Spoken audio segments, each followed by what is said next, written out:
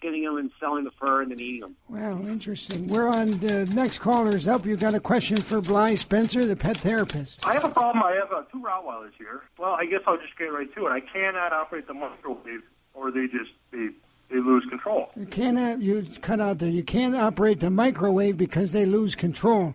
Bly, have you heard? Let me ask you. You said Rottweilers. Let me ask you a quick question. Do you have any problem with where they urinate and defecate? Normally not. No, I really am firm with them if they do anything other than in the house. But we have a fire hydrant outside, so that really does take care of the urination problem too. Okay. Well, let me ask you this: when you say you're firm with them, what does that mean? Well, they're Rottweilers. I need to sometimes I need to wrap them up a little bit, but they're tough and they love it. It's like a love-hate thing. I had this problem because I've had people come over to warm up something in the microwave, and next thing you know, here you go.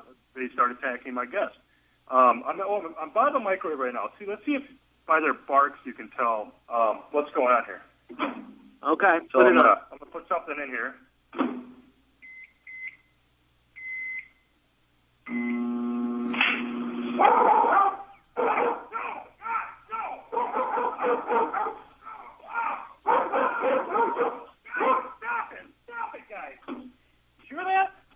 Yeah, we sure did. It sounds like it's quite a problem.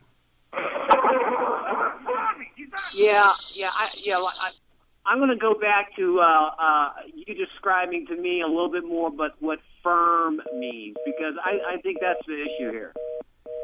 Oh, did we lose him, Carl? I think we did. Okay, now you talk about he needs to be firm. He's probably listening.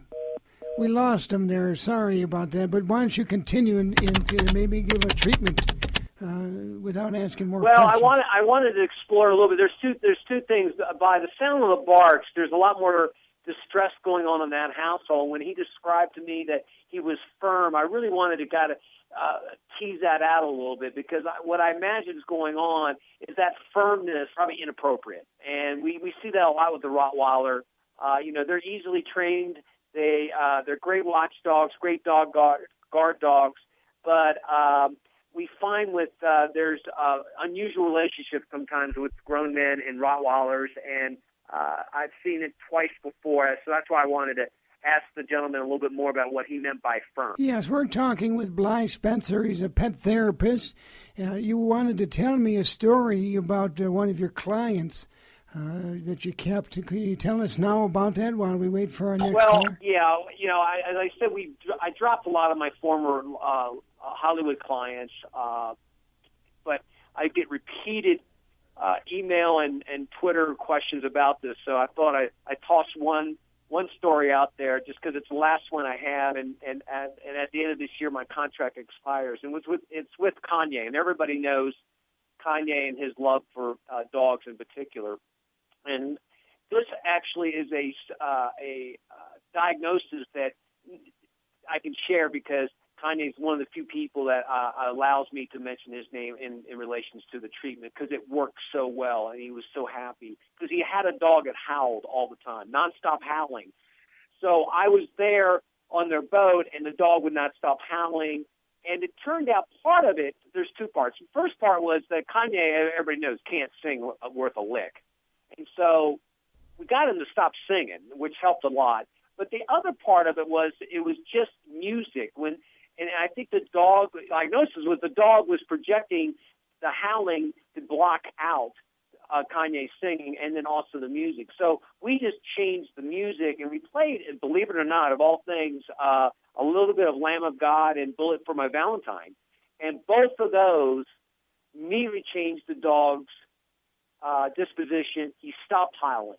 And so I just want to pass that along, because for those howlers out there, we developed this treatment. It's called TOIT. It calls The Opposite is True.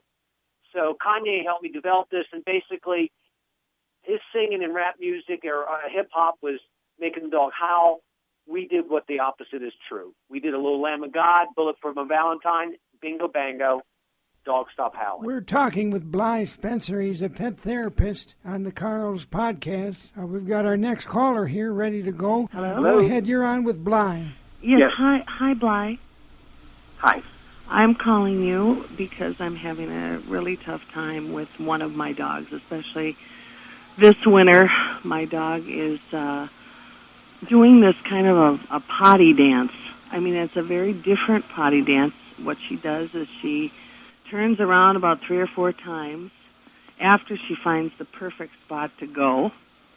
Mm-hmm. And then she'll walk on her hind legs and kind of do this little thing in the snow, and then she turns around 3 or 4 times again, and then she goes. Is that a German pinscher or that you have by any chance? No, this is a palm, and okay. The whole thing is that I'm standing out there freezing in the cold while she does this dance thing, and freezing, and I don't know, how do I let her know that, I'm happy that she's going, but I'm really upset about the time that I have to wait for her to do this dance. And I mean, I'm watching her find the spot.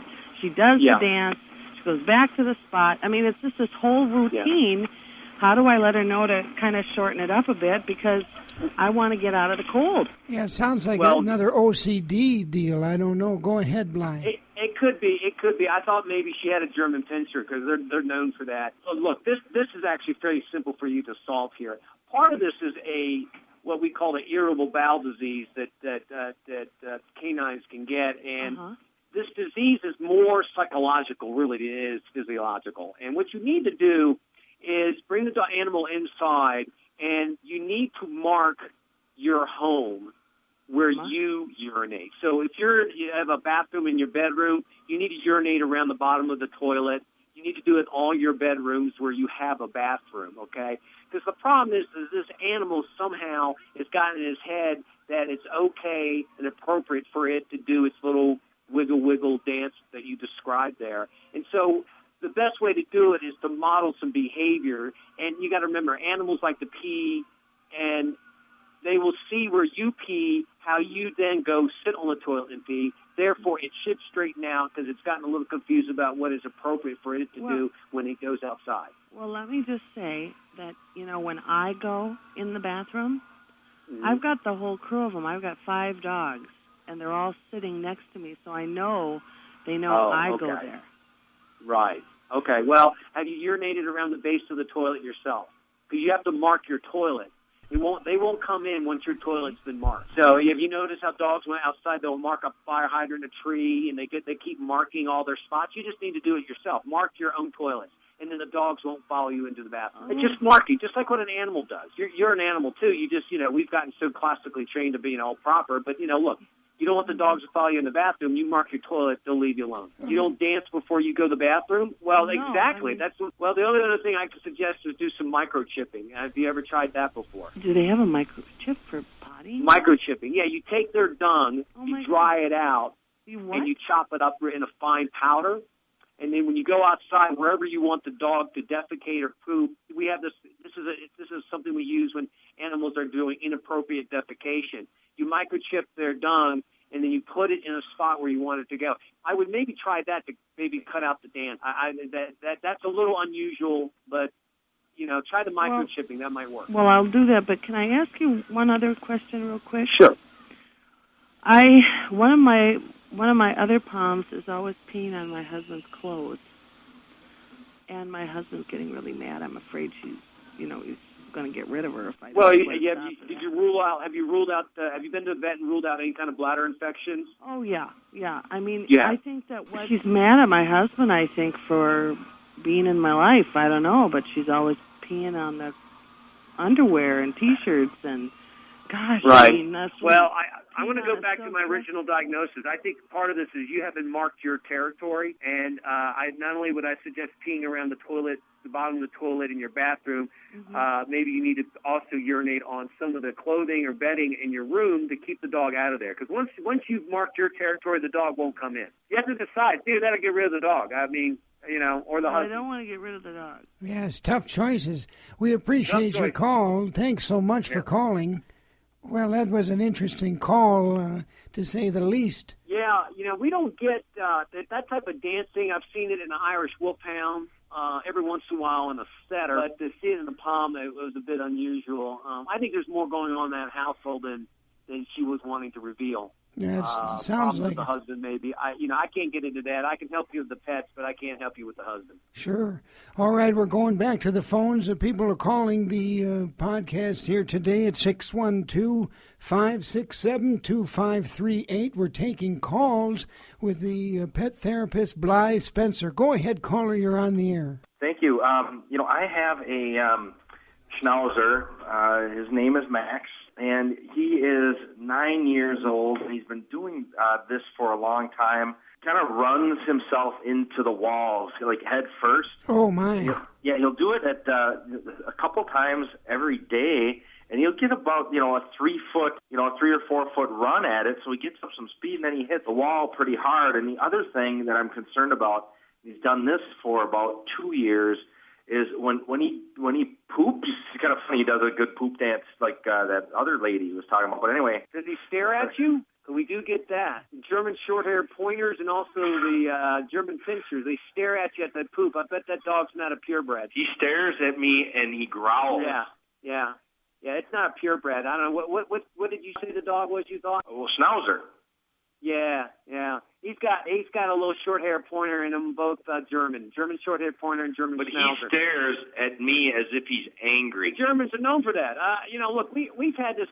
This is on and off again, but it's just I don't know what they're going to do about this, but no, it's guilt. It's German guilt, and look, there's two courses of treatment I've seen work, and they both fit into my the opposite is true, which is really the holistic way to deal with it. You'd think, he's a little dog, but he's got his defecations are like they twirl into, does the shape make it, it's not just like a Tootsie Roll, it's a big, and it twirls. Well, there's two things you would want to do, and I said they're both extreme. One is called a gunshot, and one is called the water tub. They're both severe, but, look, you can't have an animal staring at you like that while it's defecating. The gunshot method is actually pretty straightforward. You own a gun, I hope. Yeah. You do own a gun. Okay, great. I sure do. So what happens is, what you do is you take the dog out in the yard, and when it starts to go and stare at you, you stand right next to it and you fire the gun. And you may need to load up with some ammo because it takes a while, but every single time you discharge that weapon. Okay, the other scare him from staring. Yeah, scare him from staring. That's right. The other one is you put him in a bathtub full of water, and it won't scare you when it's in the bathtub. Let me assure you, it will be scared to death. But the downside to it is it's an awful mess to clean that up, particularly if the dog has any kind of irritable bowel syndrome and you got some diarrhea going mixed with that bath water. Either one of those will work. The third method, and this is again, if the first two fail, which have never have. The third one is you shave it completely around the anal sac and rub it with alcohol. And what that does is it inflames the anus so much that when that dog has to go to the bathroom, it's literally 2 to 3 seconds. What's an anal sac? It's an oil gland. Don't pinch it because it will squirt oil on you that is hard to remove, even with Tide. Well, thanks for the call. That's very graphic and detailed. My mind was thinking of different things, but we're talking with Bly Spencer. Sorry, Bly. He's a pet therapist. You can find him at Pet Therapy USA. Where else can they find you and learn more about? Where else can they find you and learn more about what you do? Well, due to the overwhelming demand, and Carl, I don't do many interviews, and I appreciate you making the time, but due to the overwhelming demand, I can't do email or phone calls anymore for all my clients. They can contact me through Pet Therapy USA. We are franchising in other parts of the globe, and so there will be, if you're listening to this podcast in Latin America, we've got the paperwork done, and it looks like Asia is going to be online soon. You'll be able to go through Pet Therapy Hong Kong and Pet Therapy Paraguay.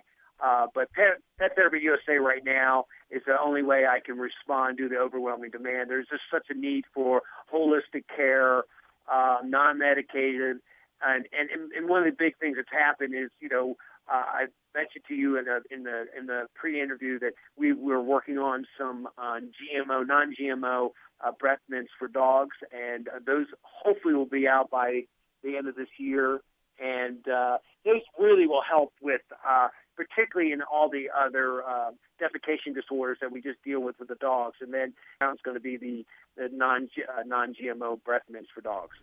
Wonderful. Thanks so much, Bly, for being on the program, and we look forward to having you on again with more callers and tweets and all that. Thanks so much. All right, Carl. Thank you. Toodaloo.